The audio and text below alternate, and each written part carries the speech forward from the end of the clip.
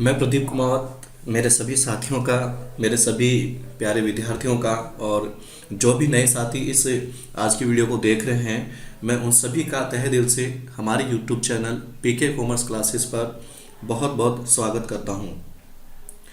साथियों, एक बात मैं आपको यहाँ पर ये बता देता हूँ ताकि जो नए लोग हैं वो भी इस मैसेज को समझ लें कि इस यूट्यूब चैनल के माध्यम से जो भी वीडियोस, जो भी टॉपिक्स आप लोगों के लिए मैं यहाँ लेके आऊँगा वो बहुत ही यूनिक होंगे, शानदार होंगे और आपको बहुत बढ़िया नॉलेज उसका मिलने वाला है। और सबसे अच्छी बात ये रहेगी आप लोगों के लिए कि आपको जो भी टॉपिक बताया जाएगा वो इतने सरल, इतने आसान शब्दों में बताया जाएगा ताकि उस चीज़ को बहुत ही अच्छे तरीके से लाइटली आप उसको समझ सको। क्योंकि टॉपिक पूरा करवाना हमारा मकसद नहीं है कि भाई केवल टॉपिक पूरा करवाना है ना। प्रयास ही रहता है कि वो आपको 100% समझ में आ जाए, चाहे उसके लिए कोई एग्जाम्पल हमें लेना हो या उसको किसी भी वे में, किसी भी तरीके से हमें समझाना हो। तो मेरा सभी साथियों से निवेदन है कि अभी तक यदि हमारे YouTube channel PK commerce classes को आपने सब्सक्राइब नहीं किया है तो आप जल्दी से उसको सब्सक्राइब कर लें। बेल आइकन पर आप प्रेस करना बिल्कुल ना भूलें ताकि जैसे ही नया वीडियो आए उसका नोटिफिकेशन है वो तुरंत आप लोगों तक पहुंच सके। अब यदि आज के हम टॉपिक की बात करें ताकि आपका भी समय ज़्यादा वेस्ट नहीं हो इन बातों में, तो लास्ट जो मैंने वीडियो आप लोगों के लिए बनाया था उसमें मैंने आपको ये बताया था कि कॉन्ट्रा, पेमेंट और रिसीट। मैं केवल यहाँ पर 3 वाउचर्स का नाम ले रहा हूँ क्योंकि आज का हमारा जो टॉपिक है वो इन 3 वाउचर्स के लिए ही रहेगा। मैं दोबारा बोल देता हूँ, आप नोट जरूर करें, कॉन्ट्रा, पेमेंट और रिसीट। तो मैंने लास्ट वीडियो में आपको ये बताया था कि कॉन्ट्रा, पेमेंट और रिसीट, इन 3 वाउचर्स में जो एंट्री हम करते हैं वो सिंगल एंट्री मोड में भी की जा सकती है और डबल एंट्री मोड में भी की जा सकती है। सिंगल एंट्री मोड और डबल एंट्री मोड, ठीक है। ये 2 मोड मैंने आपको बताए थे, 2 तरीके मैंने आपको बताए थे। लेकिन लास्ट वीडियो में हमारी जो बात हुई थी, लास्ट वीडियो में जो मैं कॉन्सेप्ट आपको समझाया था वो इतना ही था कि सिंगल एंट्री मोड हमें यूज़ करना हो तो उसका हम सेटअप कैसे करें, डबल एंट्री मोड हमें यूज़ करना हो तो उसका सेटअप हम कैसे करें। सेटअप का मेरे यहाँ पर मतलब क्या है कि जैसे मान लीजिए आप एंट्री करने के लिए गए टैली में और आपके सामने आ रहा है डबल एंट्री मोड। साथियों, क्या आ रहा है? Double entry mode. बट आपकी जो नीड है, आपकी जो आवश्यकता है वो क्या है कि आप एंट्री करना चाहते हैं सिंगल एंट्री मोड में, राइट। तो डबल एंट्री मोड से सिंगल एंट्री मोड में कैसे जाएंगे वो मैंने आपको बताया था।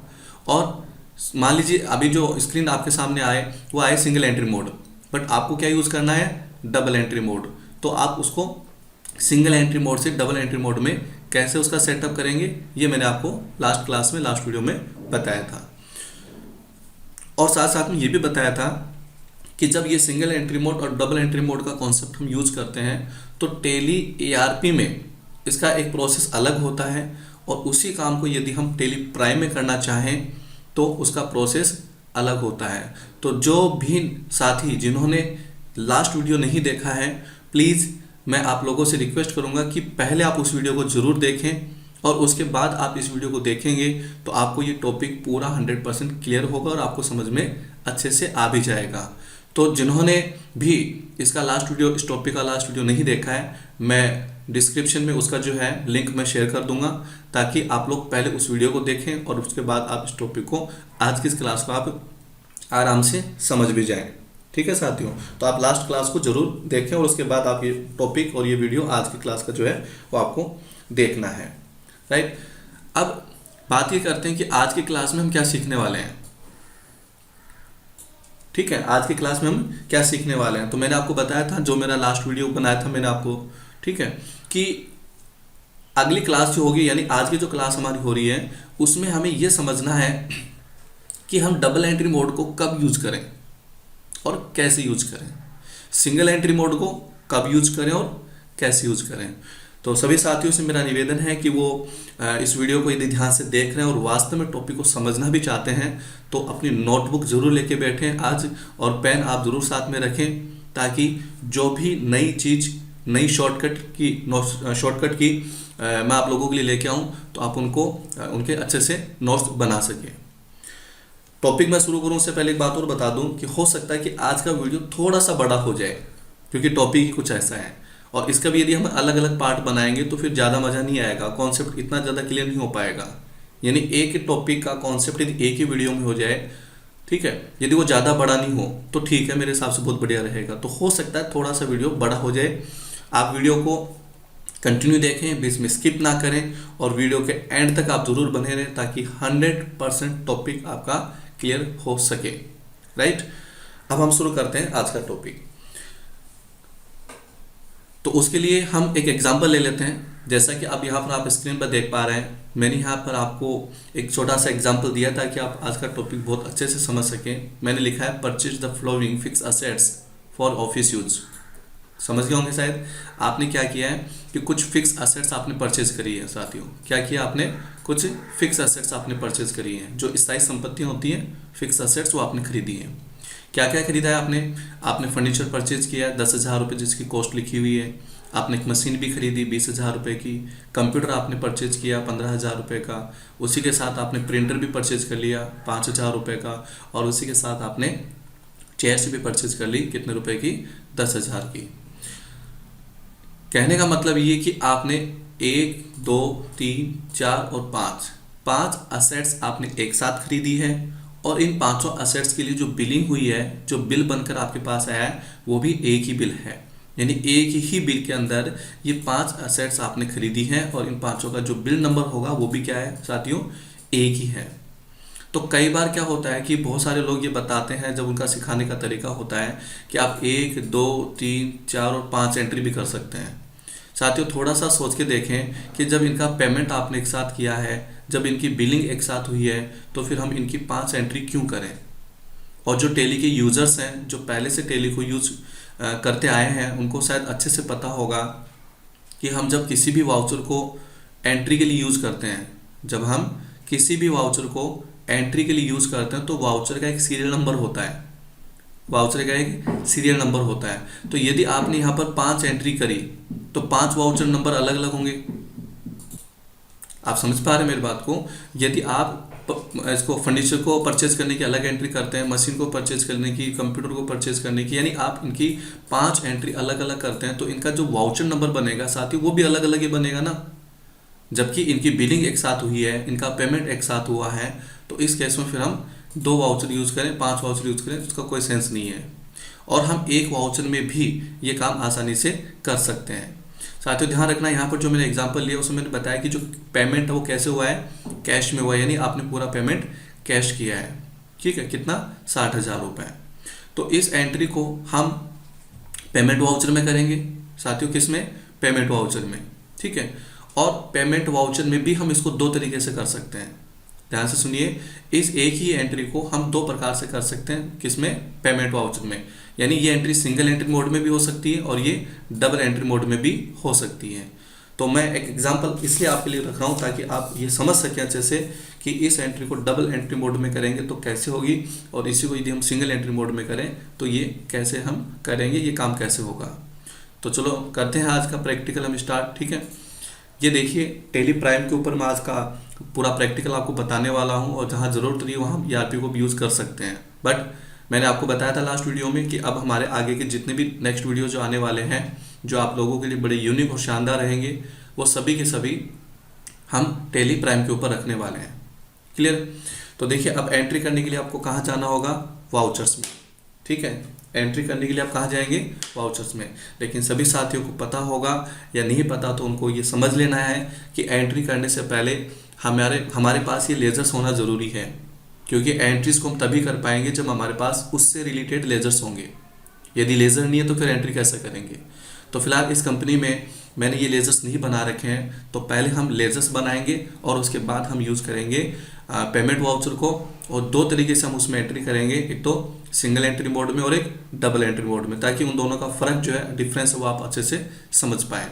तो चलते हैं। देखो अब आप ये भी सीख जाएंगे, जो नए यूज़र्स हैं, बहुत सारे ऐसे यूज़र्स होंगे शायद जो इस वीडियो को अभी देख रहे हैं, उन्होंने कभी टेली प्राइम को यूज़ नहीं किया होगा, तो फर्स्ट टाइम यूज़ कर रहे हैं, तो इस वीडियो के माध्यम से वो ये भी समझ लेंगे इसी वीडियो में उनका एक ये टॉपिक भी पूरा हो जाएगा कि हम टेली प्राइम के अंदर लेजर्स को कैसे बनाएं।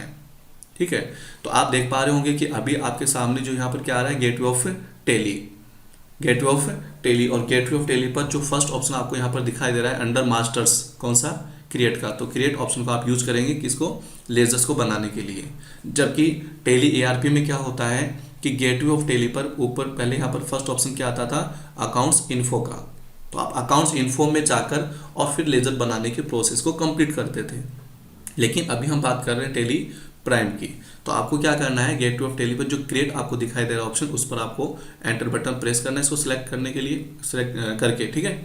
उसके बाद आपको यहाँ पर जो सेकंड ऑप्शन दिखाई दे रहा है लेजर का, उस पर आपको सिलेक्ट करना है, उसको एंटर बटन प्रेस करना है। ठीक है साथियों, इस प्रकार हम वहाँ पर उस जगह पर आ गए जहाँ पर हम लेजर बना सकते हैं। और ऊपर यहाँ पर आप ध्यान देंगे तो ये लेजर क्रिएशन लिखा हुआ भी है। अब मैं एक बड़े ही शानदार चीज़ बताने वाला हूँ जो बहुत कम लोगों को टेली के बारे में पता होती है, बहुत कम लोग जानते हैं इस बारे में। तो ये बहुत ही स्पेशल शॉर्टकट की मैं आपको बताने वाला हूँ। देखो साथियों, अभी जैसे मैंने MS वर्ड में ये कुछ डेटा यहाँ लिख रखे हैं, अब हो सकता है कि ये डेटा MS वर्ड में भी हो सकता है। कई बार होता है कि हमारे पास में बहुत सारे डेटा एक्सेल में पहले से तैयार है साथियों, किसमें, एक्सेल में। तो यदि एक्सेल में या MS वर्ड में पहले से आपका कोई डेटा पड़ा है तो आप यहाँ से डायरेक्ट उसको कॉपी करके टेली में पेस्ट कर सकते हो। जैसे मैंने यहाँ पर बात करी फर्नीचर की, तो मैंने फर्नीचर को सिलेक्ट कर लिया। अब मैं क्या करूँगा, कंट्रोल के साथ में C, साथियों क्या करूँगा, control plus C, control plus C। तो कंट्रोल प्लस C से क्या होता है कि ये सिलेक्ट मतलब आपका कॉपी हो जाता है, कंट्रोल प्लस C से कॉपी हो जाता है। उसके बाद आपको क्या करना है, टेली प्राइम में जाना आपको, ओके। और यहाँ पर आपको अब फर्नीचर लिखने की आवश्यकता नहीं है, आप यहाँ पर क्या करेंगे, कंट्रोल एल्टर और V, ये पेस्ट कमांड होती है साथियों। क्या होती है, पेस्ट कमांड। तो यदि आपको टेली में कोई चीज़ पेस्ट करनी हो, जैसे आपने कोई डेटा उठाया है MS वर्ड से या MS एक्सेल से, और टेली में क्या करना है, उसको पेस्ट करना है, तो कौन सी कमांड, कौन सी की यूज़ करेंगे, कंट्रोल एल्टर और V, इससे ये पेस्ट हो जाता है। और टेली से यदि कोई चीज़ आपको कॉपी करके वर्ड में या एक्सेल में लेके जानी है, तो टेली से कॉपी करने के लिए आपको क्या करना है, कंट्रोल एल्टर प्लस C। तो टेली से कॉपी करना है तो कंट्रोल एल्टर प्लस C, और वर्ड में जाके या एक्सेल में जाके आप कंट्रोल V करेंगे तो वो पेस्ट हो जाएगा। बात समझ में आ रही है। और यदि आप MS वर्ड या एक्सेल में कंट्रोल C करते हो तो वहाँ कॉपी हो जाता है, और यहाँ आके आप पेस्ट कर सकते हैं, जिसके लिए आपको control alter plus V use करना होगा, ताकि थोड़ा सा हमारा जो टाइपिंग का जो काम है वो आसान हो सके और जल्दी से हम टाइपिंग कर सके और समय को हम बचा सकें। ठीक है, उसके लिए आपको ये काम करना है। फिलहाल हम इस लेज़र को बनाएंगे। ये फर्नीचर हमारे लिए फिक्स असेट्स है, तो मैं यहाँ पर ग्रुप चेंज कर देता हूँ और क्या ले लेता हूँ, फिक्स असेट्स को साथ ही। ठीक है, बाकी डिटेल्स हम बाद में बात करेंगे एक बार। जैसे GST का आ रहा है, तो अभी आप GST का काम करते हैं तो ठीक है, अदरवाइज आप इसको जो है नॉट अप्लीकेबल कर सकते हैं। ठीक है, और मैंने यहाँ पर ये लेज़र बना दिया है, बन गया एक लेज़र। उसके बाद देखो हमारे पास में यहाँ पर क्या है, दूसरी असेट्स मशीन है, तो हम मशीन का जो है इसको कॉपी कर लेते हैं। कॉपी करने के बाद हम टेली में आ जाएंगे, कंट्रोल एल्टर प्लस V कर देंगे, ताकि हमें दोबारा टाइप ना करना पड़े। अब मशीन भी हमारे लिए क्या साथियों, फिक्स असेट्स हैं, तो फिक्स असेट्स का हम लेज़र बना लेते हैं। कंट्रोल के साथ मैं A बटन यूज़ करता हूँ, कंट्रोल प्लस A, ताकि ये डायरेक्ट एक्सेप्ट हो जाए, मुझे बार बार एंटर बटन प्रेस करना ना पड़े। ठीक है, कंट्रोल प्लस A, ये डायरेक्ट एक्सेप्ट करने की की होती है टेली के अंदर। फिर हमने यहाँ पर कंप्यूटर को सिलेक्ट किया, कॉपी कर लिया। कॉपी करने के बाद हम टेली में आ जाते हैं, कंट्रोल एल्टर प्लस V कर देते हैं, ताकि ये पेस्ट हो जाए। और इसका ग्रुप भी आपका फिक्स असेट्स रहेगा। हम बार बार एंटर बटन प्रेस ना करें, इसके लिए कंट्रोल A आपको करना होगा यहाँ पर, ताकि ये डायरेक्ट सेव हो जाए। ठीक है, तो इस प्रकार हम यहाँ से कॉपी कर सकते हैं डेटा को, और आप चाहें तो डायरेक्ट आप यहाँ पर टाइपिंग भी कर सकते हैं। ठीक है, खुद बना सकते हैं, जरूरी नहीं कि आप कॉपी और पेस्ट कमांड यूज़ करें साथियों, है ना। जैसे मान लो हमारी अगली असेट्स कौन सी है, चेयर्स, तो जरूरी नहीं कि हम कॉपी करें, हम यहाँ पर लिख सकते हैं चेयर्स को। अंडर ग्रुप इसका भी क्या रहेगा, फिक्स असेट्स, और कंट्रोल के साथ में A बटन में यूज कर दिया। तो इस प्रकार हमने ये भी सीख लिया कि टेली प्राइम के अंदर लेज़र कैसे बनाया जाता है। देखो लेज़र बनाने का तो तरीका वही है, केवल प्राइम के अंदर एक प्रोसेस को चेंज कर दिया गया। जैसे यहाँ पर मैंने बताया ना कि गेटवे ऑफ टेली में जो है यहाँ पर पहले आपको क्रिएट ऑप्शन दिखाई देता है, जबकि ERP के जो यूजर्स हैं, जो ERP पे काम करते हैं, उनको गेटवे ऑफ टेली पर क्या मिलता है, अकाउंट्स इन्फो का टॉपिक मिलता है। तो अकाउंट्स इन्फो में जाने के बाद वो लेजर्स को बना सकते हैं। मैं आपकी जानकारी के लिए थोड़ा सा यहाँ पर दिखा भी देता हूँ। ये देखिए, जैसे ये अभी हम टेली ERP के ऊपर हैं, ठीक है, यहाँ पर लोगो बना हुआ है टेली ERP का। ये रहा आपका गेटवे ऑफ टेली, और यहाँ क्या लिखा हुआ है, अकाउंट्स इन्फो। तो लेजर बनाने के लिए आपको क्या करना है, अब यहाँ पर क्रिएट वाला ऑप्शन तो नहीं दिखाई दे रहा, तो आपको अकाउंट्स इन्फो में जाना है, फिर लेजर्स को सिलेक्ट करना है, एंटर बटन प्रेस करना है, और फिर आपको यहाँ पर दिखाई दे रहा है सिंगल क्रिएट और मल्टीपल क्रिएट। तो क्रिएट पर आप एंटर बटन प्रेस करेंगे। ये देखिए, यहाँ वो जगह है जहाँ आप लेजर्स को बना सकते हैं आसानी से। तो आपको थोड़ा सा ये जो डिफरेंस है टेली ERP का और टेली प्राइम का, वो भी आपको यहाँ पर समझ लेना है। तो क्या, ये टेली ERP का आपका स्क्रीन दिखाई दे रहा है और ये टेली प्राइम का आपको दिखाई दे रहा है। तो यहाँ पर अकाउंट्स इन्फो नहीं है, यहाँ पर शुरुआत होती है आपकी किससे, मतलब पहला ऑप्शन कौन सा मिलता है आपको, क्रिएट का। उसको यूज करके फिर आप लेजर्स को बना सकते हैं। तो ये तो एक प्रोसेस हो गया अपना लेजर बनाने का। बट हमारा आज का जो मेन कॉन्सेप्ट है, मेन टॉपिक के साथ ही, वो क्या है, समझ रहे हो आप? पता है आपको कि सिंगल एंट्री मोड और डबल एंट्री मोड का कॉन्सेप्ट हम कैसे यूज करें। फिलहाल ये जो डबल एंट्री मोड और सिंगल एंट्री मोड हम बात कर रहे हैं, वो किसके ऊपर अप्लाई होता है, कॉन्ट्रा, पेमेंट और रिसीट के ऊपर। तो मैं लेके चलता हूँ आपको आज का टॉपिक पूरा करवाने के लिए वाउचर्स में, जहाँ पर हम एंट्रीज को करेंगे। और यहाँ पर आप देख रहे हैं कि अभी ऑन स्क्रीन आपके सामने क्या आ रहा है साथियों, कॉन्ट्रा वाउचर आ रहा है। कौन सा आ रहा है, कॉन्ट्रा वाउचर। और यहाँ पर जो अभी आपको स्क्रीन दिखाई दे रही है, ये होती है सिंगल एंट्री मोड। कौन सी स्क्रीन है ये, सिंगल एंट्री मोड। तो फिलहाल जो भी नए साथी हैं जिन्होंने मेरा लास्ट वीडियो नहीं देखा है, मैं एक बार फिर ये बात रिपीट कर देता हूँ कि मैं डिस्क्रिप्शन में इसका जो लास्ट वीडियो है उसका लिंक मैं वहाँ पर आपको दे दूंगा, ताकि आप पहले उस वीडियो को देखें और आप समझ सकें कि डबल एंट्री मोड और सिंगल एंट्री मोड का सेटअप कैसे किया जाता है। तो साथ ही यहाँ पर कॉन्ट्रा वाउचर है, तो फिलहाल हमें एंट्री करनी है पेमेंट में। तो मैं यहाँ पर F5 बटन यूज़ करके और पेमेंट वाउचर को ले लेता हूँ पहले। लेकिन यहाँ पर जो आपके सामने ये जो अकाउंट लिखा हुआ है, पर्टिकुलर लिखा हुआ है, इसका मतलब ये कौन सा कॉन्सेप्ट है, सिंगल एंट्री मोड का।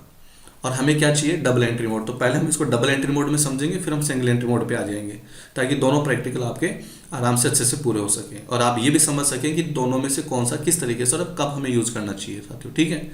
अब हमें क्या चाहिए, पेमेंट डबल एंट्री मोड में। तो डबल एंट्री मोड के लिए हम क्या करेंगे, Ctrl+H, Ctrl+H।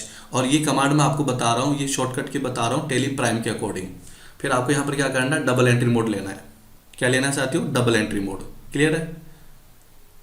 लेकिन जो यूजर्स फिलहाल अभी भी मान लीजिए टेली ERP पे ही काम करते हैं और आज भी वो टेली ERP पर ही काम कर रहे हैं, तो उनके साथ में क्या होगा कि जब वो एंट्री करने के लिए कहाँ जाएंगे, अकाउंटिंग वाउचर्स में।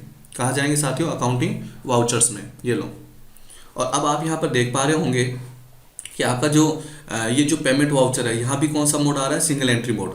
साथियों कौन सा मोड आ रहा है, सिंगल एंट्री मोड। तो यहाँ आपको Ctrl+H नहीं करना पड़ेगा, क्योंकि अब आप टेली ERP की बात कर रहे हैं, ठीक है। बताया मैंने आपको कि टेली प्राइम में यूज कर रहे हैं आप, टेली प्राइम के यूजर हैं, तब तो क्या करना है आपको, Ctrl+H। ये देखिए आपने सिंगल एंट्री मोड कर लिया, यहाँ पर सेलेक्ट करके ये सिंगल एंट्री मोड स्क्रीन आ गई, और Ctrl+H किया तो ये आपका डबल एंट्री मोड आ गया। क्लियर है यहाँ पर।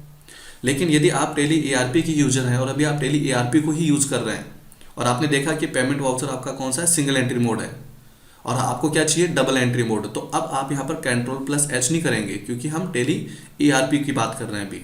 तो यहाँ आपको क्या करना है, आप F12 बटन प्रेस करेंगे साथियों। कौन सा, F12 बटन प्रेस, और यहाँ लिखा हुआ है use single entry mode for payment receipt Contra. इसको आपको क्या करना है, नो करना है, और Ctrl+A करना है एक्सेप्ट करने के लिए। तो आपने देखा यहाँ पर सिंगल एंट्री मोड हट चुका और क्या आ गया, डबल एंट्री मोड। क्लियर है। फिलहाल हम प्राइम पे आ जाते हैं। अब देखो साथियों, एक नई समस्या यहाँ पर कई बार बहुत सारे लोगों को रहती है कि जिन्होंने DR और CR का कॉन्सेप्ट समझा है, अब यहाँ पर बाई लिखा हुआ आ गया, बाई के बाद टू भी आएगा, यानी हमें यहाँ पर बाई और टू इसके स्थान पर क्या चाहिए, DR और CR का कॉन्सेप्ट चाहिए। तो DR और CR का कॉन्सेप्ट लेने के लिए आपको क्या करना पड़ेगा, F12 बटन प्रेस करना पड़ेगा साथियों। कौन सा, F12। और F12 में आपका देखो ये जर्नल डिटेल्स वाला पहला ऑप्शन क्या है, use CR/DR instead of two by during voucher entry. इस ऑप्शन को आपको क्या कर लेना चाहिए, यस कर लेना चाहिए, और आप एंटर बटन प्रेस करके या Ctrl+A करके F12 कॉन्फ़िगरेशन को सेव कर लेंगे। तो साथियों यहाँ पर क्या आ गया, DR आ गया। अब यहाँ पर DR 4 बार आ गया, तो इसमें घबराने की कोई आवश्यकता नहीं है। आप एक बार एस्केप कर सकते हैं, गेटवे ऑफ टेली पर आकर आप वाउचर्स में चले जाएं वापस, तो आपको ये पूरा कॉन्सेप्ट सही तरीके से क्लियर हो जाएगा। अब हम क्या करने वाले हैं आज, ये वाली जो एंट्री है जिसमें आपने फर्नीचर है, मशीन है, कंप्यूटर है, प्रिंटर है और चेयर्स, आपने 5 जो असेट्स खरीदी हैं उसकी एंट्री हम करते हैं, और वो भी किस में, डबल एंट्री मोड में। तो डबल एंट्री मोड में हम क्या करेंगे, जैसे हमने फर्नीचर परचेज किया तो यहाँ पर आप देख पा रहे हैं राइट साइड में कि जो आपके लेजर्स हैं उनकी लिस्ट आपको यहाँ पर दिखाई दे रही है। तो आप यहाँ पर सेलेक्ट कर सकते हैं किसको, फर्नीचर को।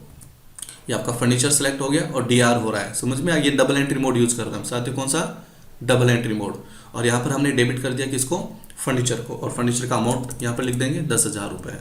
लेकिन क्या होता है कि जैसे आप एंटर बटन प्रेस करते हैं साथियों, तो यहाँ पर डेबिट के बाद में क्या आ जाता है, क्रेडिट। डीआर के बाद क्या आ जाता है, सीआर। सीआर आने के बाद आपको यहाँ कुछ भी नहीं लिखना है, एंटर बटन प्रेस करना और यहाँ पर सामने आना है सीआर के। तो यहाँ तो सीआर वाली चीज़ आ जाएगी।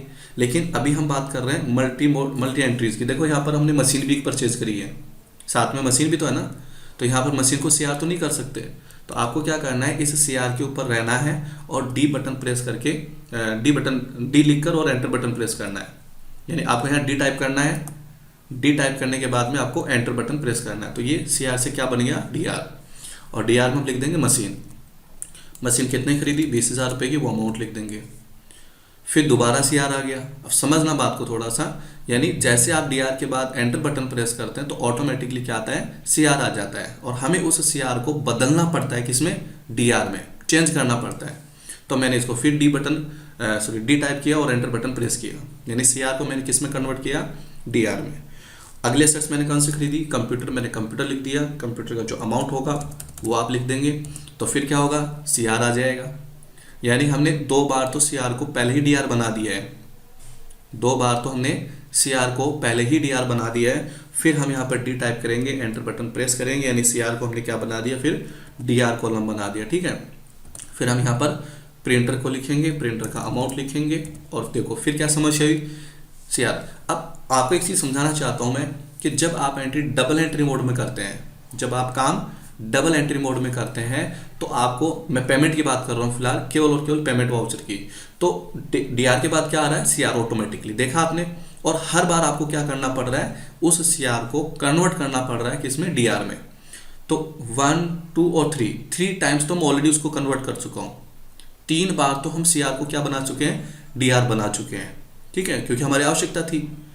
क्योंकि जितनी भी असेट्स आपने खरीदी, और आप सभी को अकाउंटिंग रूल्स पता है कि जो असेट्स हमारे पास आती है, जो वस्तु हमारे पास आती है बिजनेस में, तो आने वाली वस्तु को हम क्या करते हैं, डीआर करते हैं। बिजनेस में जो भी वस्तु आती है उसको हम क्या करते हैं, डीआर करते हैं। तो देखो क्या समस्या हुई यहाँ पर, फिर सीआर आ गया। फिर हमें डी टाइप करके एंटर बटन प्रेस करना है, यानी सीआर को किस में बदलना है, फिर डीआर में। और फिर हमें यहाँ पर लिखना है चेयर्स को। चेयर्स का अमाउंट हम यहाँ पर टाइप कर देंगे, कितना, जैसे मैंने 10,000 रुपये वहाँ लिख रखा है, वो लिख देता हूँ। तो एक चीज़ नोट करने वाली है, देखो चीज़ समझनी है तो आपको कुछ बातें नोट करनी चाहिए आपको, ताकि आप उस कॉन्सेप्ट को समझ सकें। यहाँ पर पहले क्या आ रहा था, ऊपर डीआर, वो तो ऑटोमेटिक आ रहा था, वहाँ पर हमने फर्नीचर को लिखा, और फिर 1, 2, 3 और 4 सीआर आया, मैंने उसको डीआर बना दिया, फिर मशीन लिखा मैंने, फिर दोबारा ऑटोमेटिक सीआर आया, फिर मैंने उसको डीआर करके कंप्यूटर लिख दिया। यानी सीआर को हमने किस में कन्वर्ट किया, हर बार डीआर में। अब आप थोड़ा सा सोच के देखें कि ये तो 5 ही असेट्स हैं साथियों, कितनी है, 5। मान लीजिए ये 7 भी हो सकती है, ये 10 भी हो सकती है, ये 15 भी हो सकती हैं। तो हर बार आपको सीआर को कन्वर्ट करना पड़ेगा किसमें, डीआर में, ठीक है। एक बात, छोटा सा 2 मिनट तो लगेगी, लेकिन कॉन्सेप्ट 100% क्लियर हो जाएगा। इसलिए मैंने इस एंट्री को एक्सेप्ट नहीं किया, मैं वापस बाहर आ गया विदाउट एक्सेप्ट किए हुए, और मैं फिर आपको लेकर चलता हूँ वाउचर्स में। हो सकता है 2 मिनट एक्स्ट्रा लग जाएगी, लेकिन टॉपिक आपको 100% आज क्लियर हो जाएगा। तो देखिए, पेमेंट वाउचर में बाय डिफॉल्ट यहाँ पर क्या आ रहा है, डीआर आ रहा है, और ये कौन सा मोड है, डबल एंट्री मोड, क्लियर है। तो डीआर में हम क्या टाइप करेंगे, फर्नीचर, ठीक है। अमाउंट टाइप कर देंगे, यहाँ पर लिख देंगे कितना, 10,000। क्या देखा आपने कि ऑटोमेटिक डीआर के बाद क्या आ रहा है, सीआर आ रहा है। और हमें क्या करना है, इन सभी असेट्स को 1, 2, 3, 4 एंड 5, इन 5 असेट्स को क्या करना है साथियों, डीआर ही करना है। जितनी भी असेट्स खरीदी सबको डीआर ही तो करना है, लेकिन यहाँ तो क्या आ गया, सीआर। तो अब आपको क्या करना पड़ेगा, डी टाइप करेंगे, एंटर बटन प्रेस करेंगे, तो ये डीआर कॉलम बन जाएगा। फिर आपने जो असेट्स खरीदी वो आप लिखेंगे, उसका अमाउंट आप लिखेंगे, और आगे जाने के लिए एंटर बटन प्रेस करेंगे। अब फिर क्या समस्या हुई, अब फिर सीआर आ गया, देखा आपने, ऑटोमेटिक आ रहा है, सीआर आ रहा है।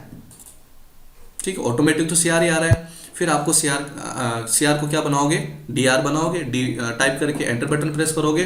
फिर ये डीआर बनने के बाद आप अपने असेट्स का जो असेट्स आपकी है उस असेट्स को आप यहाँ पर टाइप करेंगे। जैसे आपने कंप्यूटर परचेज किया तो कंप्यूटर का आप अमाउंट लिखेंगे कितना, 15,000 रुपये। फिर क्या आ रहा है, सीआर। आप समझ पा रहे हैं बात को। फिर क्या आ गया, सीआर। अब समझ गए आपको क्या करना है, फिर डी टाइप करना है, फिर एंटर बटन प्रेस करना है। यानी आपको सीआर कॉलम को खुद को क्या बनाना पड़ेगा, डीआर बनाना पड़ेगा, क्योंकि बाय डिफॉल्ट तो सीआर ही आ रहा है ना डीआर के बाद। ये देखो फिर क्या समस्या हुई, फिर सीआर आ गया और हमें क्या चाहिए, डीआर। तो हम डी टाइप करेंगे, एंटर बटन प्रेस करेंगे और हमारी जो अगली असेट्स है जो भी हमने खरीदी है, ठीक है, तो जो भी असेट्स हमने खरीदी, जैसे चेयर को हमने खरीदा तो चेयर्स को हमने यहाँ पर डीआर कर दिया और उसका अमाउंट जो है वो हमने टाइप कर दिया।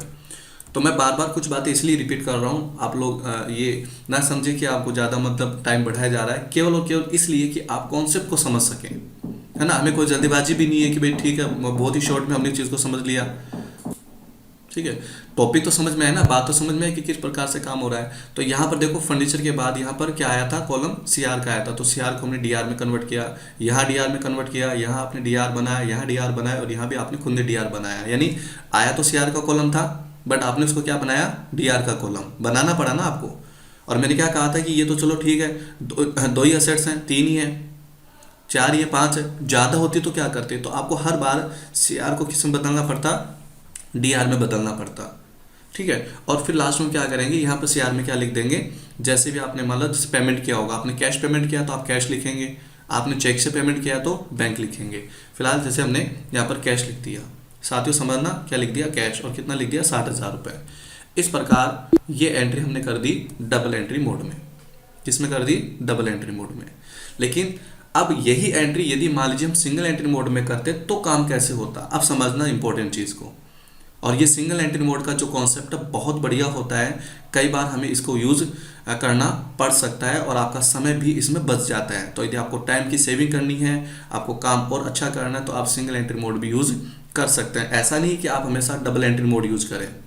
और मैं एक बात आपको यहाँ पर और बता दूँ कि आप पेमेंट, कॉन्ट्रा और रिसीट की एंट्री, कॉन्ट्रा, पेमेंट और रिसीट की एंट्री आप डबल एंट्री मोड में करें या सिंगल एंट्री मोड में करें, आपका जो फाइनल रिजल्ट आएगा, आपकी जो रिपोर्ट्स आएगी उसके ऊपर सेम इफेक्ट होता है। आप ये ना सोचें कि डबल एंट्री मोड में करेंगे तो हमारा रिजल्ट सही आ जाएगा, हमारी रिपोर्ट सही आ जाएगी, सिंगल एंट्री मोड में करेंगे तो नहीं आएगी, ऐसा कुछ भी नहीं है। काम आप चाहे सिंगल एंट्री मोड में करें या डबल एंट्री मोड में करें, रिजल्ट दोनों का एक जैसा ही आने वाला है। तो फिलहाल अब हम पेमेंट की एंट्री किस में करेंगे, सिंगल एंट्री मोड में। तो उसके लिए क्या करना पड़ेगा, पहले मोड चेंज करना पड़ेगा, कंट्रोल एच हम यहाँ पर यूज कर लेते हैं और इसको बना देते हैं सिंगल एंट्री मोड। ध्यान रखें आप सभी साथी कि सिंगल एंट्री मोड में आपको डीआर और सीआर का कॉन्सेप्ट याद रखने की आवश्यकता नहीं है। यानी इस मोड में वो लोग भी एंट्रीज कर सकते हैं जिनको डीआर और सीआर के नियमों की जानकारी नहीं है। ये बात मैं आपको क्लियर कर देता हूँ, क्योंकि आप डबल एंट्री मोड में करेंगे तो वहाँ आपको डीआर और सीआर के जो रूल्स होते हैं वो क्लियर होना ज़रूरी है। लेकिन बहुत सारे लोग मार्केट में ऐसे भी हैं जिनको डीआर और सीआर के नियम क्लियर नहीं है, लेकिन वो फिर भी टेली पे काम करते हैं। तो वो ज़्यादातर कौन सा मोड यूज़ करते हैं, सिंगल एंट्री मोड, क्योंकि इसमें डीआर और सीआर का कॉन्सेप्ट नहीं आता। ठीक है, करें साथियों इसमें एंट्री। तो देखो अब इसमें पहले ऊपर क्या लिखा हुआ आता है, अकाउंट लिखा हुआ आता है। तो मैं आपको आपकी जानकारी के लिए बता दूं कि जो अकाउंट वाला कॉलम जो यहाँ पर आपका आ रहा है, ये सीआर का कॉलम माना जाता है साथियों। किसका कॉलम माना जाता है, सीआर का। आप अच्छे से इस चीज़ को नोट कर लेना।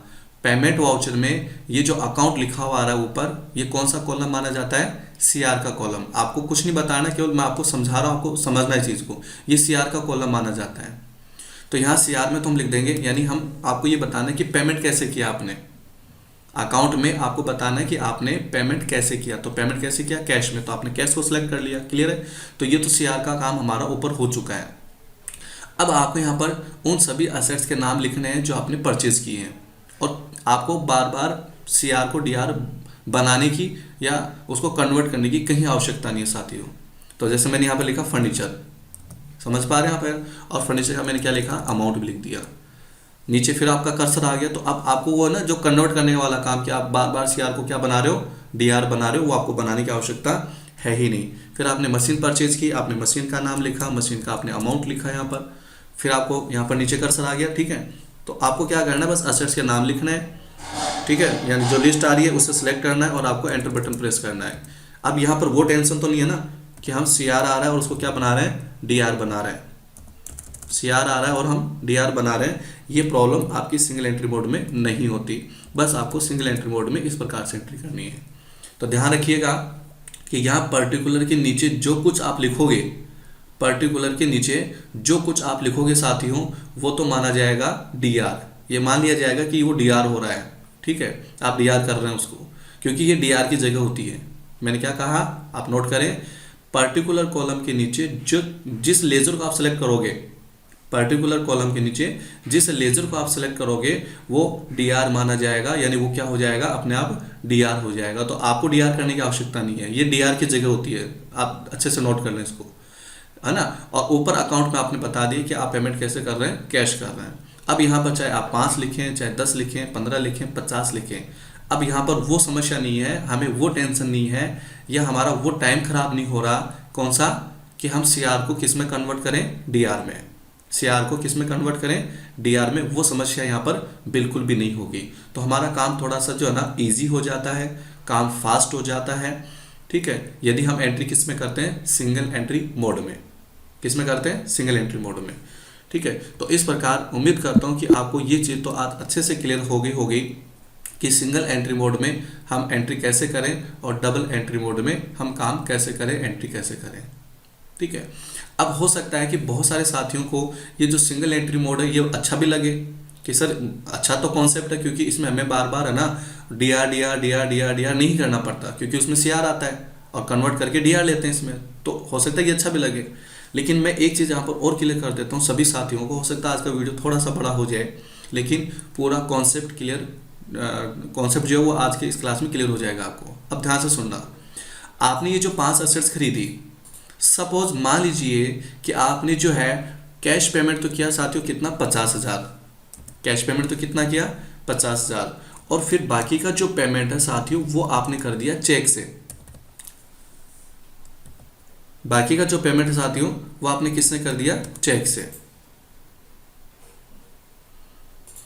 ठीक है। अब चेक से कितना पेमेंट किया आपने, 10,000 रुपये। अब आपको टॉपिक 100% क्लियर हो जाएगा। यानी आपने फर्नीचर, मशीन, कंप्यूटर, प्रिंटर और चेयर्स टोटल 60,000 रुपये की खरीदी है, राइट।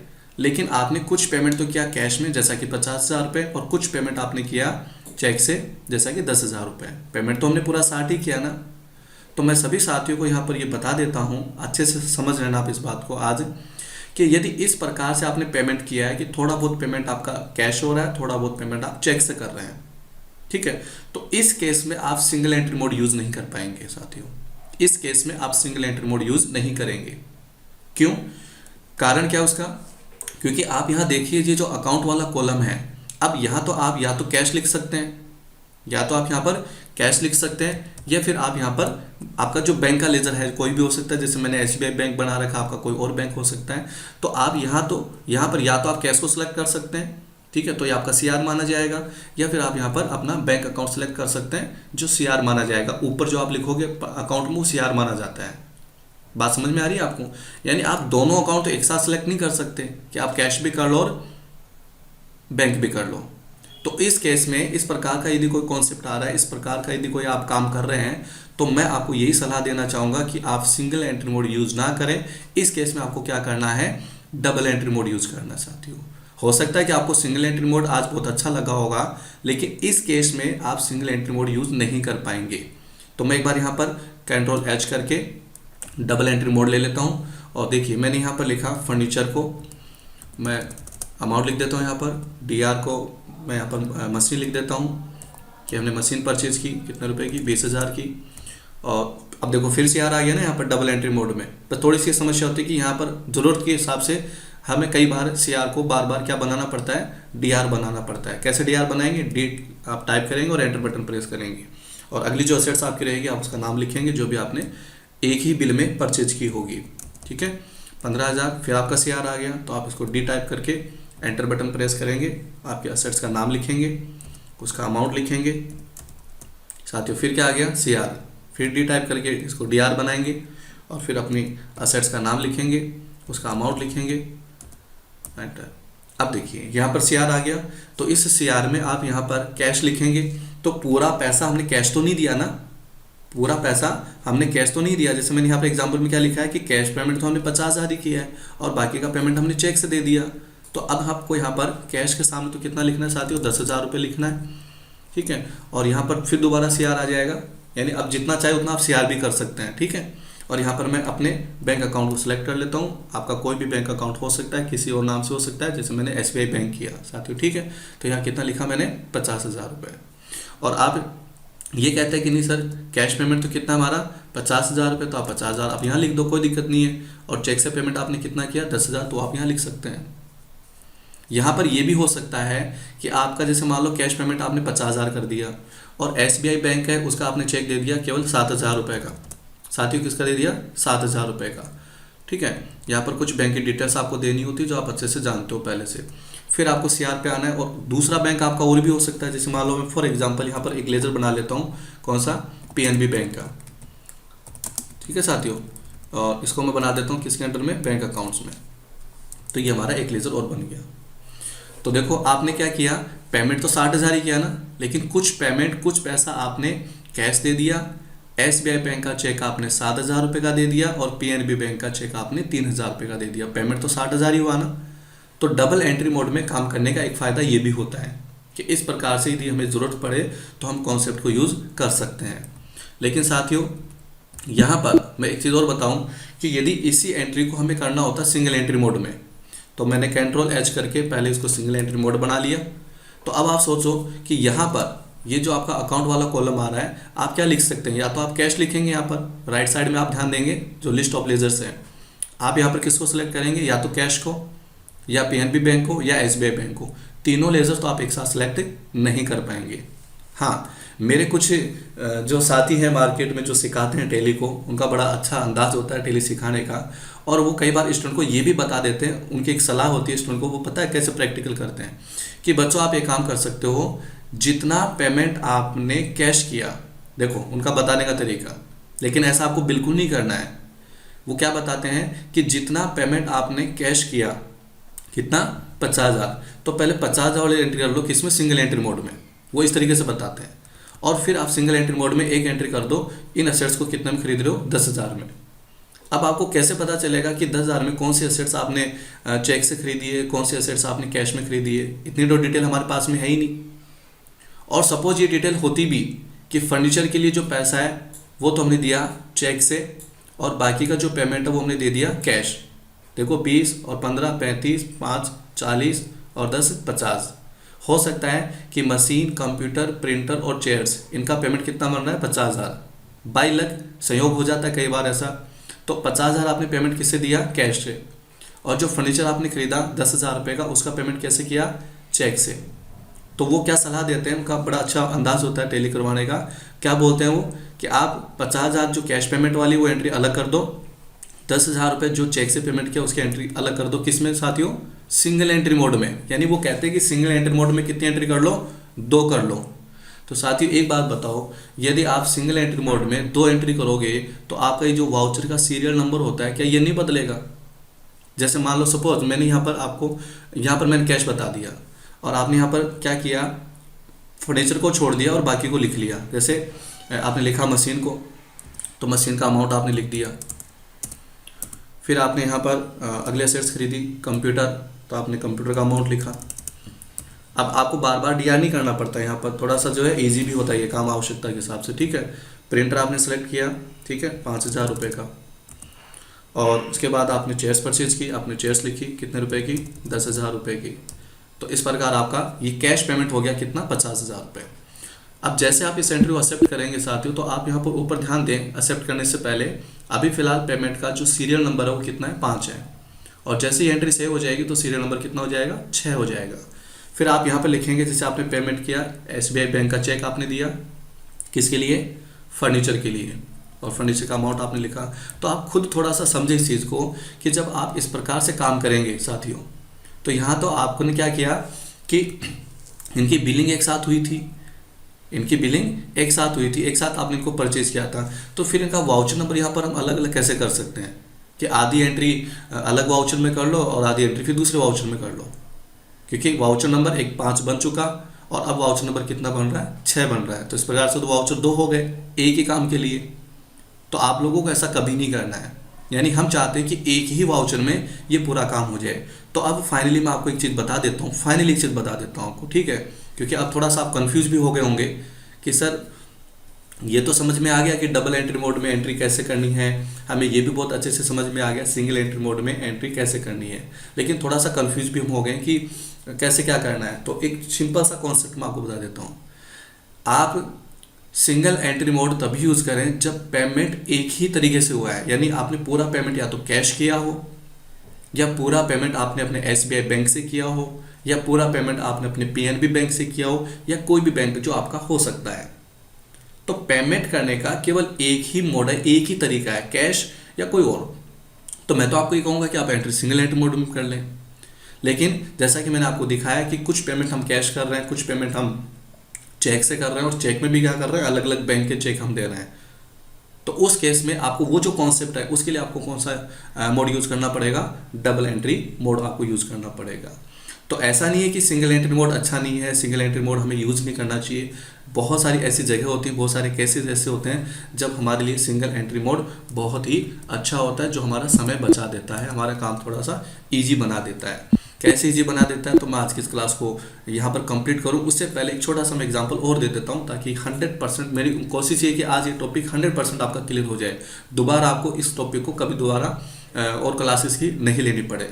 सपोज जैसे मान लीजिए आपने सैलरी एक्सपेंसेस का पेमेंट किया 6000 रुपये, और उसी के साथ आपने रेंट पे कर दिया मान लीजिए फॉर एग्जांपल 4000 रुपये, और उसी के साथ आपने मान लीजिए एक जो टेलीफोन का खर्चा होता है, ठीक है, वो भी आपने पे कर दिया, कितना, मान लीजिए 2000 रुपये।